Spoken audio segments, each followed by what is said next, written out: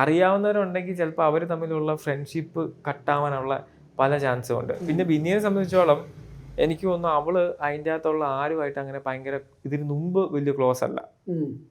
ഇവരെ കുറച്ച് പേരെയൊക്കെ അറിയിപ്പം ബിന്നിക്ക് അപ്പാനീനെ എന്തോ കണ്ടിട്ടുണ്ട് നേരത്തെ. അപ്പാനീനെ അങ്ങനെ എയർപോർട്ടിൽ വെച്ചെന്തോ അനിക്കുട്ടീനെ എങ്ങനെ അറിയാം. പക്ഷെ അവർ അനിക്കുട്ടിക്കാണേലും ഇവളാണേലും എൻ്റെ വൈഫ് എന്നുള്ള രീതിക്കുള്ള ഒരു കണക്ഷനേ ഉള്ളൂ, അല്ലാതെ സംഭവമൊന്നും ഇല്ല. അവർക്ക് കുറച്ചുകൂടെ നൂബിനായിട്ടാണ്.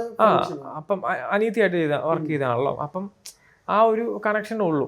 അപ്പൊ പിന്നെ അവളെ സംബന്ധിച്ചോളം അങ്ങനത്തെ പ്രശ്നങ്ങളൊന്നും വരില്ല, കാരണം അത്ര ക്ലോസ് ആയിട്ടുള്ള ആൾക്കാരില്ലല്ലോ. ഇനി അവിടെ ചെന്ന് കഴിയുമ്പോൾ ഉള്ള ക്ലോസ്, ഇന്നിപ്പം നിങ്ങളോട് മിണ്ടുവാണെങ്കിൽ നാളെ വേറെ ആൾക്കാരുള്ളേ, ഒരാഴ്ച ഇത് മാറിക്കൊണ്ടിരിക്കുമല്ലേ. ശരിക്കും ഭയങ്കര ഇൻട്രോവേർട്ടാണോ എക്സ്ട്രോവേർട്ടാണോ? ഇൻട്രോവേർട്ടാണ്. പിന്നെ എങ്ങനെ ഇപ്പൊ ഭയങ്കര ഹാപ്പി ആയിട്ട് എപ്പോഴും ജോളി ആയിട്ടിരിക്കണേ? കാരണം എന്ന് വെച്ചാൽ അവള് എല്ലാരെയും നോക്കിയേ കമ്പനി ആവുള്ളൂ. വെറുതെ പോയി ചുമ്മാ അങ്ങനെ തല വെച്ച് കൊടുക്കൂല. ബിഗ് ബോസിൽ അത് വേണ്ടതാണ്. കാരണം എന്ന് വെച്ചാൽ പുള്ളിക്ക് ആ സാധനമാണ് വേണ്ടത്.